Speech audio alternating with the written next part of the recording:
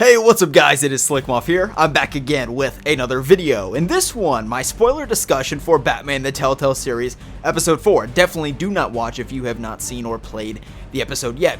In this one, I decided to do something different. I actually wrote out my top 5 favorite moments from the episode in order. I'm going to start from 5 and move up to 1. Interestingly enough, as I began to lay it out, I noticed that the Joker moments were the bottom 2 out of the top 5. Not to say I did not like the Joker in the episode, I just thought that there was some even crazier stuff in there, and of course, I would personally classify his appearance as a cameo, so that's why you'll see at the top. I can't wait to talk about those moments, but let's talk about the number 5 on my list, and that is the Joker being friendly. And this is one of my favorite moments from the actual episode in and of itself. And the Joker was pretty chill with Bruce. You know, he was just trying to befriend him a little bit, trying to help him out. He did actually end up saving him, so I really like that about him, where, you know, of course, the Joker and Batman get off to a pretty rough foot right away before he's even the Joker, if we're considering that the Killing Joke is canon, which most people consider that it is. So, you know, right off the bat, you know, before he even becomes the Joker, Batman and the Joker are not off to a great start in life. But here it looks like they're getting along. They're watching TV together, watching the nightly news. It almost sounds romantic in a way, kind of creepy. But anyway, yeah, I did like that about the Joker in this game. It's like they're making progress on him. The Arkham team is getting traction on him, and it seems that he does have that outburst on the jail cell where he starts smashing and calls him an idiot or whatever, the guy in the cell. Such persistence. Wrong number, dumbass. John.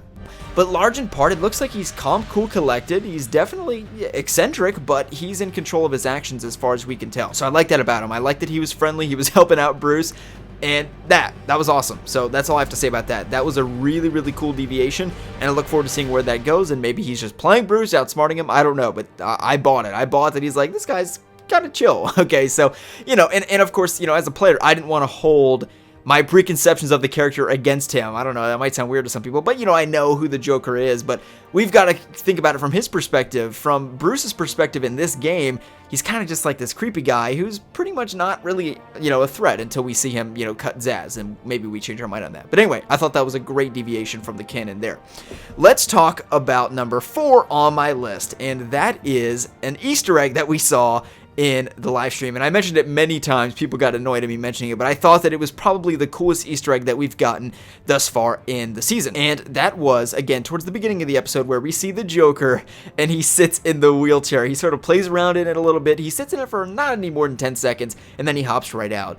Obviously, most evidently foreshadowing the Killing Joke, of course, where Barbara Gordon was crippled by the Joker at the Gordon residence in wherever they live, wherever Jim Gordon lives. So anyway, Barbara Gordon, of course, got crippled there, and she is placed in a wheelchair. Again, foreshadowing that the Joker is the one that actually puts Barbara Gordon in the wheelchair. By no means is that by accident. It is definitely intentional. Kind of a savage move by Telltale, not even gonna lie. But a very, very cool moment nonetheless, and definitely a teaser and an Easter egg and a cool foreshadow.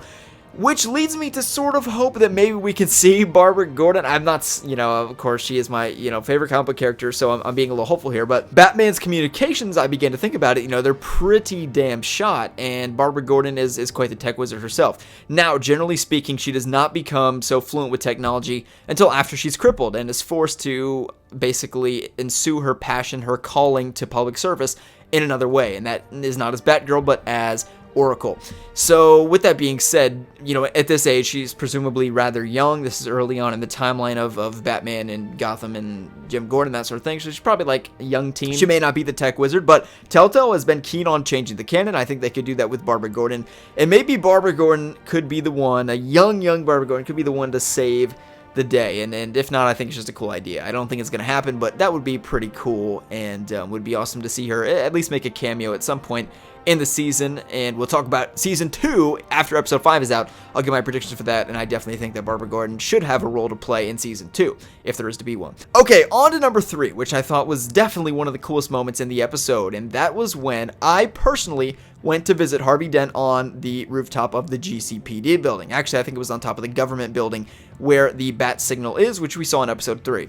We see that Batman sort of gets to Harvey. He intimidates him as he pulls him off the ledge, and Harvey's like, oh, I took care of Gordon. which is a terrible thing to tell Bruce Wayne or Batman. Obviously, he doesn't know that. But yeah, don't mess with Jimmy G. Batman doesn't like that very much. So he gets him over the edge, and we see him break just a little bit. No, hang on, Batman, hang on. I had to make an example of him to get people to respect. He almost snaps back into Harvey Dent, and that leads to his line at the end of my playthrough personally, where he tells Harvey, "I know there's still good in you," which I thought was a great line and really stemmed from that scene where we see Harvey Dent sort of breaks, and we see Harvey Dent come back and Two-Face, go back a little bit, because he does have pretty much a dual personality disorder. Pretty classic case of it too, if I may say so myself, as somebody that's not a psychologist. So I thought that was really cool. I will say that my biggest disappointment, I'm talking about top 5 moments, I think one of the things they really could have capitalized on is including Dr. Harleen Quinzel in the season and replacing it with Leland or whatever her name was. I thought that I think she's a pre-existing character. I'm pretty sure. I could be wrong. I think that she's in the animated series. Don't quote me on that. But anyway, I didn't feel that she... I think if you just sub her out with Harley Quinn, have Harleen Quinzel serve the same role, that would have been cool. I mean, just imagine Harleen and Joker and Batman. Maybe I'm asking too much. I think just getting the Joker in and of itself was crazy enough. But yeah, I mean, I think that a cameo from her nonetheless would have been cool. And maybe there was an Easter egg somewhere in there. I don't know, but I doubt it. But yeah, I think they could have done that. But anyway, back to the scene. I thought that it was great to see Batman break Harvey, especially for me personally. After episode 2, when we could interrogate Mayor Hill, I chose to go as Bruce Wayne, and as soon as it happened, I regretted it, because he had this very smug approach to me as Bruce Wayne. He's like, "Oh, you can't do anything, blah, blah, blah," and I was like, damn it, I wish I was Batman and I could hang this guy over a ledge, sort of thing.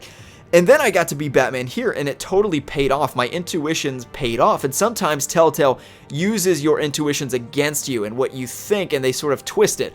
But here it was totally, I guess, for me, it paid off from what I thought how it was going to play out, whereas I can really push him, and we did, and I thought it worked. So that was really cool, and I loved that scene in the episode. Okay, so let's talk about the number 2 part in the episode, and that is the final boss fight that I personally experienced in my playthrough, and that is Batman versus Two-Face with an AA-12 with slug rounds. I thought that scene was just insanity. We've got everybody drawing guns. We have Alfred almost getting shot. He shoots somebody. Alfred shoots Two-Face. Two-Face's arm catches on fire. I'm pretty sure that happens no matter how you play that scene in particular. He's going to catch on fire. Maybe not. Maybe if he's already Two-Face, you know what I mean? Because in my playthrough, Two-Face is not Two-Face. He doesn't have the face, the physical embodiment of that character.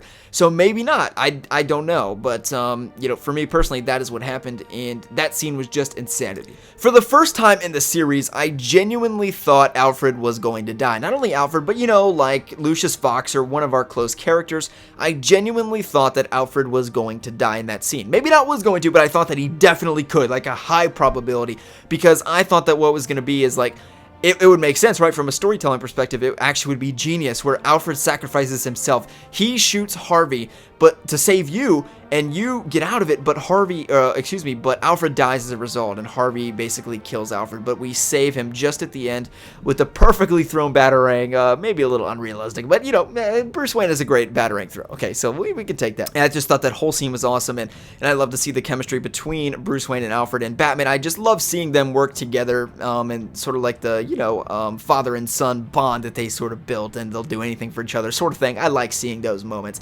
But even so, even as crazy and amazing as that scene was, I thought it was stellar. I mean, the music over it too, from Jared, I forget, Jared Emerson, I believe is his name. Amazing music, probably the best that he's composed of the entire season, and it's all been great. So, I mean, amazing score to accompany this episode, just generally speaking.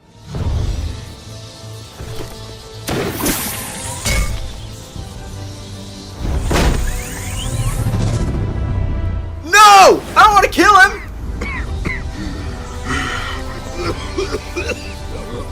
You don't understand, Batman. Without me, Gotham is doomed. Who will stop Lady Arkham?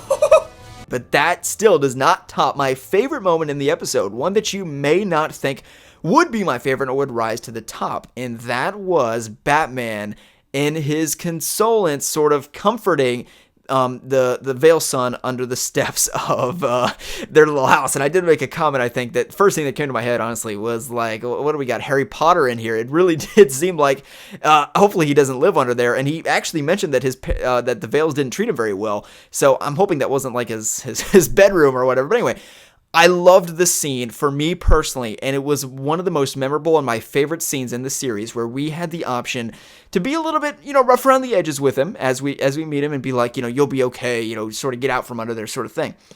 Or the approach that I personally took, where it's like, it's going to be okay in a much more consoling, comforting way, where we were really trying to make this kid feel better, who just had his world turned upside down on him. Possibly, but if that's the road you go down, please do it with caution.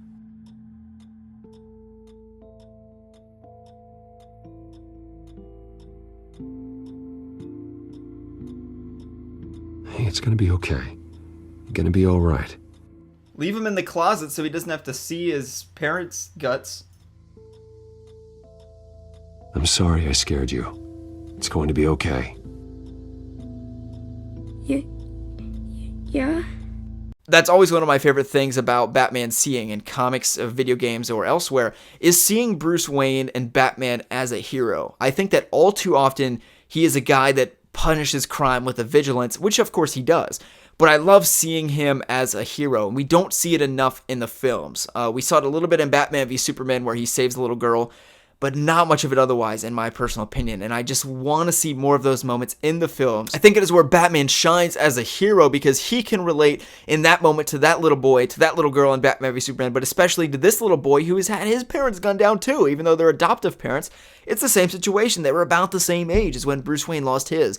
So I think that Bruce Wayne, or Batman, who commonly is portrayed as having approach to saving somebody like that, is like, you'll be okay, kid, it's just sort of like a rough around the edges approach. I don't buy that, and I love that I had the choice to either choose that and be a little rough around the edges, or really console this kid and see Batman be a hero, try to console this kid, comfort him. I thought that it was one of my favorite moments in the series. It is one of my most profound memories of the series, of really crafting my own Bruce Wayne and Batman, which is drastically different than many of you guys', which you've made very clear to me in the comments, and I'm happy that that's the case, because that's what makes the game fun to discuss on YouTube for me personally. And just really sort of change up the canon a little bit in how other, people have portrayed him. And by the way, some people have portrayed Batman as a very consoling, heroic people who trying to save everybody. And we did see in the skyscraper scene, Bruce Wayne or Batman say, I'm a hero for everybody. Even if one life is lost, that's too many. That's actually a line that I chose. But he did say, regardless, that I'm a hero for everyone. And I love seeing lines like that. And again, I hope that in the Batman solo movie and other mainstream interpretations, we get to see Batman portrayed as the hero. And yes, we see him do mass scale things like saving the city, but on a more personal and individual level. And this is one of the complaints of Man of Steel, going off on a tangent. Who did Superman save? Well, he did save the whole world, but it's less impactful if we don't see him do it to individual people. If we don't see him saving that individual old lady and, him smiling after doing it, that's more impactful to us. And I love seeing that moment in this game as well, and I'm glad they gave me the choice to respond in the way that I did. Is one of my most profound moments of the series, and is one of the reasons that I think the series really works as a whole. Okay guys, I hope you'll have enjoyed the video, and if you did, feel free to give it a thumbs up. Let me know your favorite moment from Batman the Telltale series episode 4. Did you get the same moments that I did? Again, possibly the top 3 out of the 5 that I just mentioned aren't even in your playthrough of the game, which is part of the brilliance and why I love these Telltale games as a whole. Let me know your experience with episode 4 in the comment section below, and your story and what some of your favorite moments were in the episode. Okay guys, hope you'll have enjoyed. Like it if you did, and we'll see you in the next Batman the Telltale series video.